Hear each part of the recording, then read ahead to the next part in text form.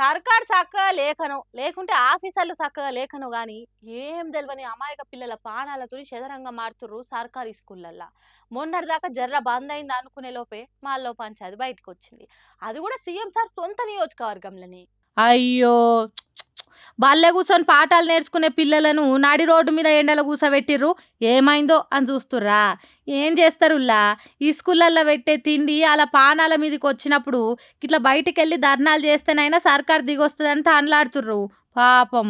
మళ్ళా ఇదేడనో అయితే ఇంత రచ్చ కాకపోతుండే కావచ్చు. ఇది ఖుద్దు సీఎం రేవంత్ సార్ సొంత నియోజకవర్గమైన కొడంగల్ కోస్గి మండలం షెన్నారం సర్కారీ స్కూల్లా ఉడకని అన్నం, నీళ్ళసొంటి సాంబారు, ఆ సక్కదనాల తిండి కూడా ఒక్క పూటనే పెడుతుర్రట. మళ్ళా వారంలో 2-3 సార్లు పెట్టాల్సిన గుడ్డు, అరటిపండు నెలలో ఒక్క పారిస్తురంటే చూడుర్రిగా ఎంత దిగజారిపోయిందో పరిస్థితి. ఇట్లా జరుగుతుందని పిల్లలు వాళ్ళ అయ్య వాళ్ళకి చెప్తే వాళ్ళు కూడా ఇప్పటికి బాగానే సార్ల టీచర్లకు సార్లకు చెప్పిర్రట. ఇక వాళ్ళు చెవు మీద పేను వారినట్టు చేసేసరికి పోరలను తోలుకొని రోడ్డు మీద ధర్నాకు దిగిర్రు ఇట్లా. ఇక ఈ ముచ్చట ఇట్లుంటే దీని మీద BRS leader Harish Rao sir కూడా ట్విట్టర్లో గట్టిగానే ఆడుచుకుండు. సాక్షాత్తు ముఖ్యమంత్రి నియోజకవర్గంలోనే మధ్యాహ్న భోజన పథకం బాలేదని విద్యార్థులు తల్లిదండ్రులు రోడ్డెక్కిన పరిస్థితి వచ్చిందంటే ఇక రాష్ట్రం మొత్తం ఇంకెంత హీనంగా ఉందో అర్థం చేసుకోవచ్చు.